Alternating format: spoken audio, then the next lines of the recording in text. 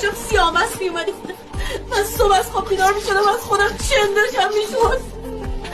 انقدر مست نشستی رو موتور از پیک اخراجت کردم. بعد من هر جا رفتی یه گندی زدی اخراجت کردم. بابای من برات کار پیدا کرد تو شهر داری. همینم از بابای من داری. همین خواهرت به من گفت ازش جدا شو. گفت برو این لیاقت تو نداره. بابات ولت کرد. بابات ولت کرد. من باد وایسادم. من یه تنه باد وایسادم. چه من متنفرم قاسم. خیلی خوبه بابا.